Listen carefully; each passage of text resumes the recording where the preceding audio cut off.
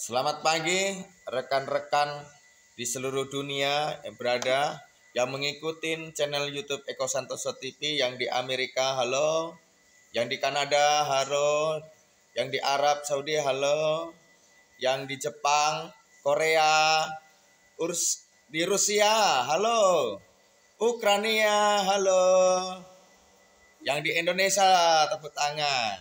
Oke. Nah, hari ini kita mau cerita harapan di usia senja, ya. Seperti saya umurnya 48, berarti nginjak dewasa, harus sudah berhak dapat KTP. Yang senja itu umurnya seratusan ke atas ya, 115, 135, 145 begitu ya. Nah, oke, harapan di usia senja ketika penglihatannya mulai memburuk. Wah, matanya memburuk, giginya mulai ompong, telinganya mulai tuli, penciumannya mulai kendor, asin dibilang manis, ya manis dibilang asin, ya. Itu udah usia senja. Ngomongnya sudah nggak nyambung, aduh nggak enak kali ya. Ibu Yuli merasa pernah bisa benar-benar pensiun ya, dan suami sudah berumur 70-an. Baru 70 ya. Kupikir 100 ya. Usia senja adalah masa yang harus dihadapi oleh kita semuanya ya. Ngomong sama cucunya sudah nggak nyambung ya. Bahkan dibohongin sama cucunya. Uang 100.000 dibilang ini nek, uang 1.000 ini nek untuk jajan ya nek ya. Nah, Ibu Ruth harus menerima keadaan bahwa kini ia hidup seorang diri. Suaminya telah lama meninggal dan mereka tidak memiliki keturunan. Waduh, ya, nggak ada cucu berarti ya. Kondisi yang menurun, salah satu hal yang paling sulit diterima di usia senja adalah menurunnya kondisi kesehatan jasmani. Sekuat atau sesehat apapun Anda, hampir pasti daya penglihatan dan pendengaran Anda akan berkurang. Kekuatan serta stamina Anda tidak lagi seperti dahulu. Penyakit juga menjadi sumber keprihatinan. Ada penyakit kronis seperti diabetes, tekanan darah tinggi, kolesterol, ya, penyakit-penyakit stroke dan lainnya. Apakah usia senja hanya berisi penderitaan? Wow. Ya, kalau demikian menyakitkan atau mengkhawatirkan atau menakutkan ya. Nah,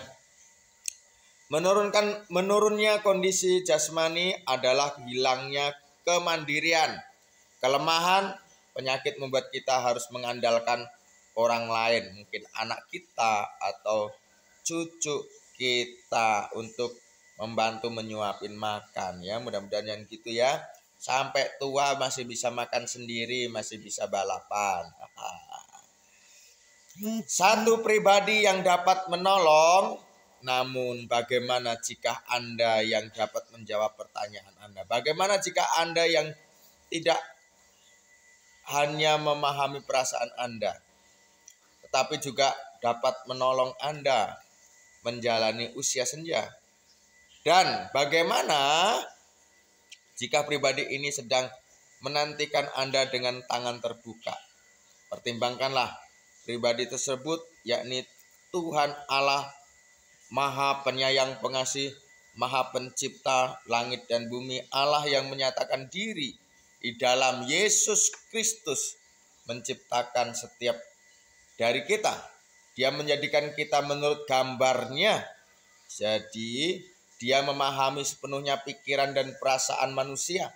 Dia merancang dan membentuk setiap bagian tubuh, tangan, kaki, rambut, mata, dan sebagainya.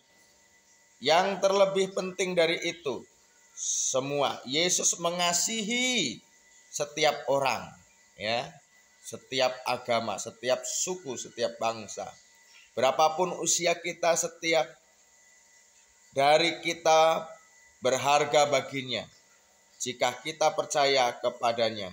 dan mengikutinya sebagai Tuhan kita. Dia menjanjikan bagi kita. Janjinya apa? Jaminan kehadirannya. Seorang anak pasti menghadapi tantangan-tantangan dalam masa pertumbuhannya. Seperti belajar di sekolah, belajar berteman. Ia juga tidak bisa mengelak dari perasaan sakit hati yang biasa dialami dalam hidup ini. Sebagai perubahan jasmani. Anda juga bisa menikmati kehadiran Allah di dalam diri Anda. Ketika Anda menyanyikan lagu atau ketika Anda mengalami penderitaan, ketika Anda berdoa, Anda merasakan Tuhan datang menolong Anda. Dalam Alkitab, Allah berjanji kepada kita, sampai masa tuamu, aku tetap Dia, dan sampai putih rambutmu, aku akan menggendong kamu. Aku telah melakukannya, dan kamu menanggung.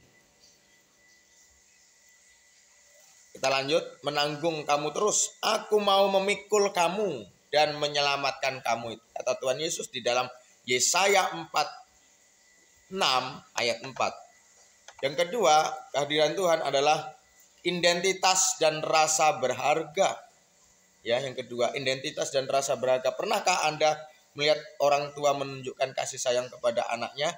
Setiap anak menjadi kesayangan orang tuanya. Betul? Betul. Yang ketiga, selanjutnya bahwa identitas dan rasa berharga, ada firman Tuhannya. Alkitab mengatakan, sebab di dalam Dia Allah telah memilih kita. Tuh, Tuhan memilih kita sebelum dunia dijadikan, supaya kita kudus dan tak bercacat di hadapannya. Dalam kasih-Nya telah menentukan kita dari semula Yesus Kristus untuk menjadi anak-Nya sesuai dengan kerelaan kehendak-Nya. Efesus 1 ayat 4 dan 5. Ya, dikatakan tadi Tuhan memilih kita. Yang ketiga, ya, keberadaan yang berarti, ya. Di usia senja ini harapan kita, yang pertama tadi kehadiran, yang kedua identitas dan rasa berharga, ya. Yang ketiga keberadaan yang berarti, harapan di usia senja.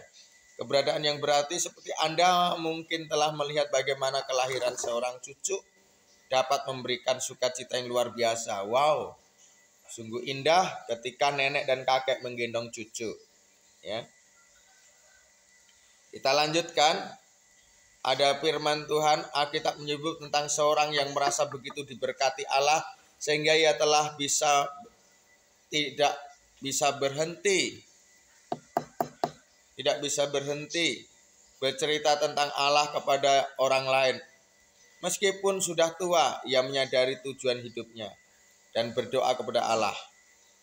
Sampai masa tuaku dan putih rambutku, ya Allah, janganlah meninggalkan aku, supaya aku memberitakan kuasa-Mu kepada angkatan ini, keperkasaanmu kepada semua orang yang akan datang. Mazmur 71 ayat 18. Jika kita mengikut Allah, kita akan menjadi seperti dirinya dan menemukan sasaran dan tujuan baru, yaitu hidup yang berarti. Hidup ini adalah kesempatan, ya. Yang keempat, harapan di usia senja. Yang keempat adalah pengharapan hidup kekal, ya. Setiap orang merindukan hidup yang kekal. Anda dapat mengarahkan pandangan pada sebuah kehidupan baru dan sempurna yang menanti Anda. Yesus berkata, sesungguhnya barang siapa mendengar perkataanku dan percaya kepada Allah yang mengutus aku, ia mempunyai hidup yang kekal, ya. Wow, ya, hidup yang kekal. Yohanes 5 ayat 24, ya, pengharapan hidup yang kekal. Kenali Yesus lebih jauh. Usia senja mungkin menyulitkan, ya. Kenali Yesus lebih jauh. Kita akan terus bergumul dengan keterbatasan jasmani, mental, rentan, sedih, terabaikan, kesepian di usia-usia senja, ya. Nah, kita harus mempercayainya kepada Yesus bahwa Anda tidak lagi harus menjalani hidup yang penuh tantangan ini, seorang diri, karena Yesus akan selalu menyertai di setiap ruang, di setiap waktu, di setiap keadaan. Ya, dia terus hadir memberikan semangat kepadamu, janji-janji yang luar biasa kepadamu.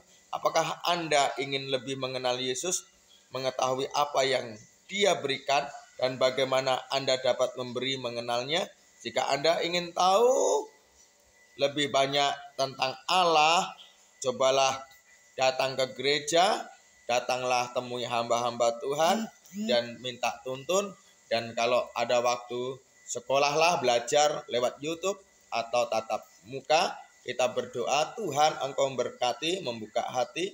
Biarlah Engkau Tuhan yang menuntun orang-orang yang ingin mengenal Tuhan Yesus Kristus. Karena sang pentingnya harapan-harapan di usia senja, yaitu ada kehadiran, juga ada hidup itu adalah berarti juga harapan di kekekalan kehidupan yang kekal.